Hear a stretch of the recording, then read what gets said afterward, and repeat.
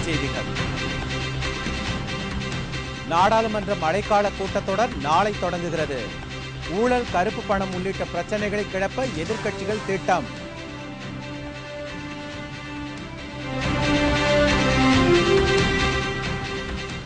கடும் போராட்டத்திற்கு பிறகு பதவி விலகினார் எடியூரப்பா. சதானந்த கவுடாவுக்கு கர்நாடக முதல்வராக வாய்ப்பு.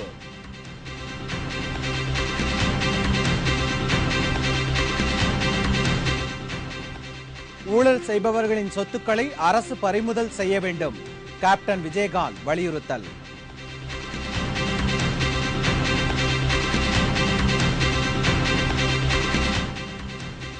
கூவம் பகுதிகளை சீரமைக்க 22 கோடி ரூபாய் நிதி ஒதுக்கீடு. முதலமைச்சர் ஜெயலலிதா உத்தரவு.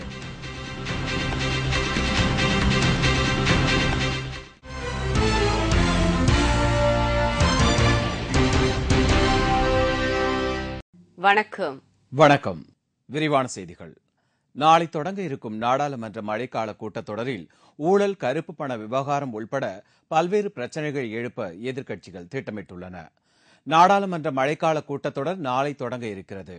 இந்த கூட்டத்தொடரில் லோக்பால் மசோதா, மகளிர் இட ஒதுக்கீடு, நில சீர்திருத்தம் உள்ளிட்ட பல மசோதாக்களை மக்களவையில் கொண்டுவர காங்கிரஸ் தலைமையிலான ஐக்கிய முற்போக்கு கூட்டணி முடிவு செய்துள்ளது. இந்நிலையில் மழைக்கால நாடாளுமன்ற கூட்டத்தொடரில் வெளிநாடுகளில் இந்தியர்கள் முடக்கியுள்ள கருப்பு பண விவகாரம், ஸ்பெக்ட்ரம் ஊழல், மும்பை குண்டுவெடிப்பு, பெட்ரோல் விலை உயர்வு, இலங்கை தமிழர் பிரச்சினை, தெலுங்கானா லோக்பால் மசோதா என பல்வேறு பிரச்சினைகளை மக்களவையில் எழுப்ப பாரதிய ஜனதா கட்சி மற்றும் கம்யூனிஸ்ட் கட்சி உள்ளிட்ட எதிர்க்கட்சிகள் திட்டமிட்டுள்ளன.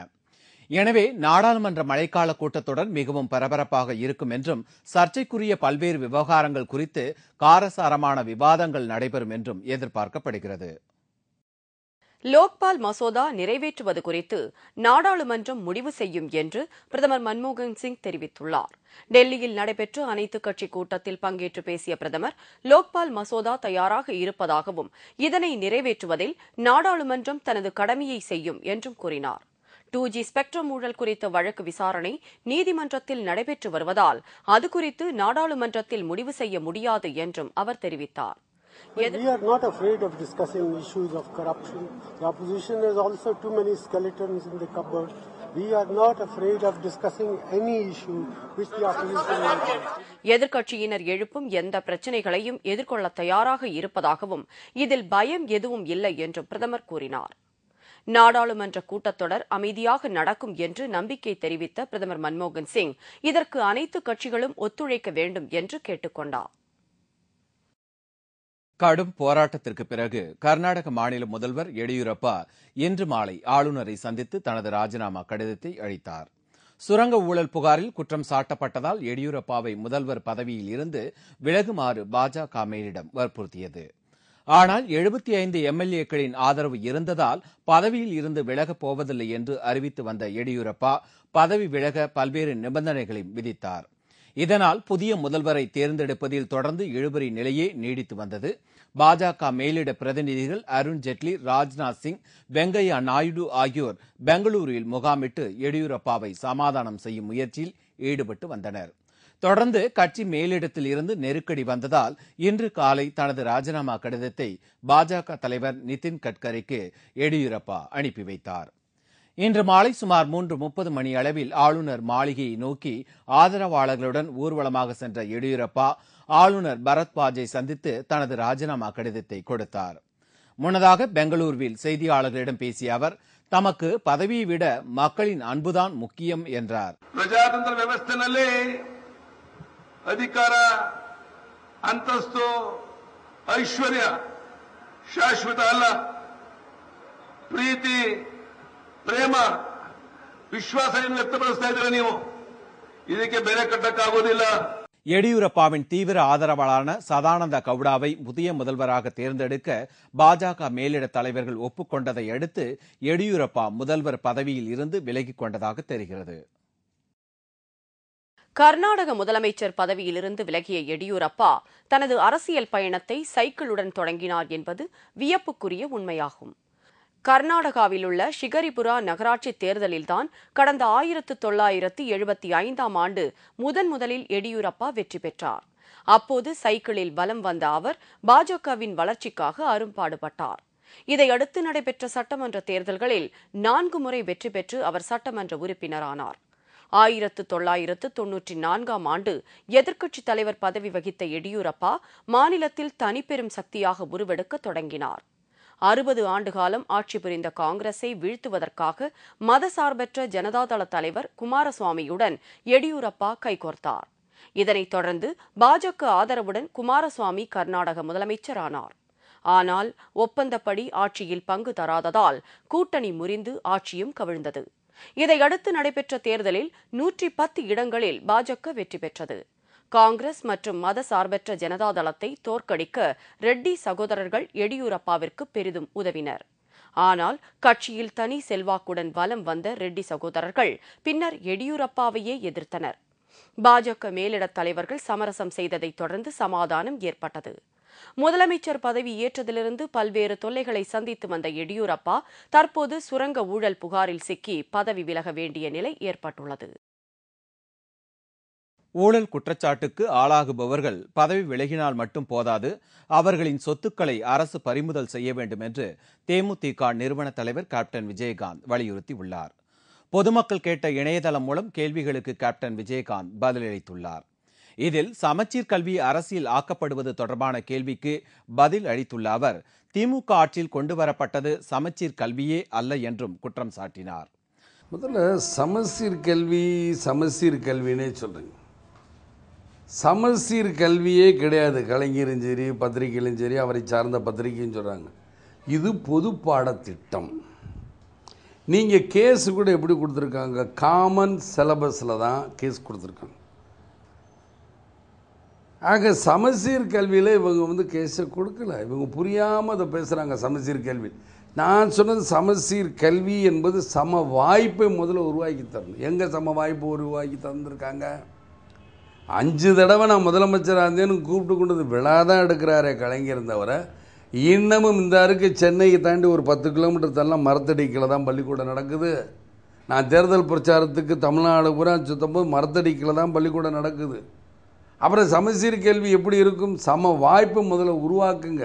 அதற்குத்தான் தமிழக அரசும் போராடுது. நல்ல கல்வியை உங்களுக்கு கொடுக்கணுங்கிறது அதை புரிஞ்சு.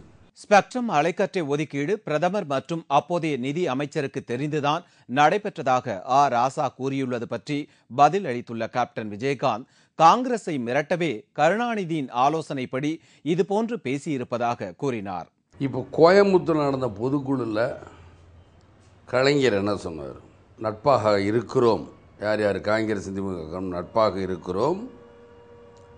அவங்களா பார்த்து எங்களை வெளியே போக சொன்னாதான் நாங்கள் வெளியே போவோம் அப்படின்னு சொல்கிறாரு கலைஞர். இதே கலைஞர் கொஞ்ச நாளைக்கு முன்னாடி என்ன சொல்கிறாரு? கூடா நட்பு கேடாய் முடியும்னு சொல்கிறார். இந்த பொதுக்குழு முடிஞ்சோடனே அடுத்த நாளே ராஜா வாதாடுறதுக்கு கோர்ட்டுக்கு வராரு. அன்னைக்கு காட்டி கொடுக்குறாரு பிரதம மந்திரி சிதம்பரத்தையும். இதெல்லாம் யாரோட வேலை? கலைஞர் சொல்லி கொடுத்து தான் ராஜா இதை செய்கிறார். அப்போ இவர் முதலே பிரிஞ்சு வேணால் வரமாட்டேங்கிறார். காங்கிரஸாக பார்த்து சொன்னால் நான் வரேன்னா இதனோட அர்த்தம் என்ன? உள்ள அர்த்தம் என்ன? சரி, இதோட உள்ள அர்த்தம் இன்னைக்கு முடியலன்னா அன்னைக்கே காங்கிரஸ் அவர் பயமுறுத்திருக்கார். எப்படி பயமுறுத்திருக்கார்? தனி ஒருவனால் இந்த ஊழலை செய்ய முடியாது, தனி ஒருத்தரால் இந்த ஊழலை செய்ய முடியாதுன்னு அன்னைக்கே பயமுறுத்தியிருக்கார். ஆக இது கலைஞரோட முழுக்க வேலை தான். காங்கிரஸை மிரட்டுவது அப்படிங்கிறத ஒரு குறிக்கோளோட இதை ராஜா பேசுகிறார் அப்படிங்கிற நான் சொல்கிறேன். ஊழல் குற்றச்சாட்டுக்கு ஆளாகுபவர்கள் பதவி விலகினால் மட்டும் போதாது, அவர்களுடைய சொத்துக்களும் பறிமுதல் செய்யப்பட வேண்டும் என்றும் கேப்டன் வலியுறுத்தினார். வல்லரசு நாடு தான் இந்தியா. இந்தியா ஏழை நாடு கிடையாது. இந்தியா பணக்கார நாடு தான். ஆனால் ஊழல் நிறைந்த நாடாக இருக்குது. இந்த ஊழலை ஒழிக்கணும். ஊழலை ஒழிக்கிறதுக்கு பதவி ராஜினாமாவோ இல்லை சிறை தண்டனையோ முக்கியமில்லை, தண்டனை கொடுக்கணும். நான் தெரியாமல் கேட்குறேன், ஒரு எம்எல்ஏவோ ஒரு எம்பியோ, அமைச்சர் யார் மத்திய அமைச்சராக இருந்தாலும் தமிழ்நாடு அமைச்சராக இருந்தாலும் அவர்களுக்கு என்ன பொறுப்பு? எம்எல்ஏவாக இருந்தால் இந்த மந்திரி பதவிக்கு வராங்க, எம்பியாக இருந்தால் அந்த மத்திய அமைச்சர் பதவிக்கு வராங்க. ஆக இவங்களை நீங்கள் குற்றம் நிரூபிக்கிற வரைக்கும் என்ன பண்ணணும்? அந்த மாதம் எம்பிக்கோ எம்எல்ஏக்கோ என்ன சம்பளம், அந்த சம்பளத்தில் குடும்பத்தை நடத்துங்க. குடும்பம் நடத்தி முடிச்சவங்க குற்றம் நிரூபிக்கப்பட்ட உடனே தண்டனை கொடுங்க, சொத்தபுரம் பிடுங்குங்க. இந்த ஊழல் குற்றவாளி உடனடியாக அரபு நாடுகளில் இருக்க மாதிரி தண்டனை கொடுத்து உடனடியாக கண்டிக்கணும்னா. ஊழலையும் வறுமையையும் ஒழிப்பதே தேசிய முற்போக்கு திராவிட கழகத்தின் முக்கிய குறிக்கோள் என்றும் கேப்டன் விஜயகாந்த் அப்போது குறிப்பிட்டார். வேலூர், காஞ்சிபுரம், திருவள்ளூர் ஆகிய மாவட்டங்களில் முறை சார்ந்த மற்றும் முறை சாரா ஏரிகள், கால்வாய்களை சீரமைக்க தமிழக அரசு 22 கோடியே 46,56,000 ரூபாய் நிதி ஒதுக்கீடு செய்துள்ளது. தமிழ்நாட்டில் பாசன சேவை மற்றும் பாசன வேளாண் உற்பத்தி திறன் ஆகியவற்றை மேம்படுத்தும் நோக்கத்துடன் உலக வங்கி நிதி உதவியுடன் 2,547 கோடி ரூபாய் மதிப்பீட்டில் சம்பந்தப்பட்ட துறைகளை ஒருங்கிணைத்து திட்டங்கள் செயல்படுத்தப்பட்டு வருகின்றன. இந்த திட்டத்தின் ஒரு பகுதியாக வேலூர், காஞ்சிபுரம், திருவள்ளூர் ஆகிய மாவட்டங்களில் கூவம் உப வடிநிலத்தின் கீழ் உள்ள முறை சார்ந்த மற்றும் முறை சாராத ஏரிகள் மற்றும் கால்வாய்களை 22 கோடியே 40,56,000 ரூபாய் மதிப்பீட்டில் புனரமைக்க முதலமைச்சர் ஜெயலலிதா ஒப்புதல் அளித்துள்ளார். இந்த திட்டத்தின் கீழ் 54 ஏரிகள் மற்றும் அதன் கால்வாய்களை புனரமைத்து நவீனமயமாக்க வழிவகை செய்யப்பட்டுள்ளது. இந்த திட்டத்தின் மூலம் 6,624.20 ஹெக்டேர் நிலங்கள் பாசன வசதி பெறும் என்று தமிழக அரசின் செய்திக்குறிப்பில் தெரிவிக்கப்பட்டுள்ளது.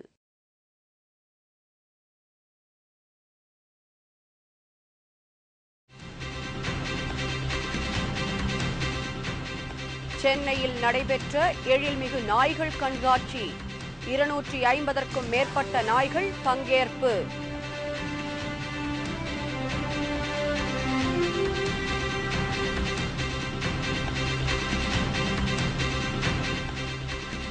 குன்னூரில் 8 ஆண்டுகளுக்கு பிறகு மீண்டும் படப்பிடிப்பு நடத்த அனுமதி.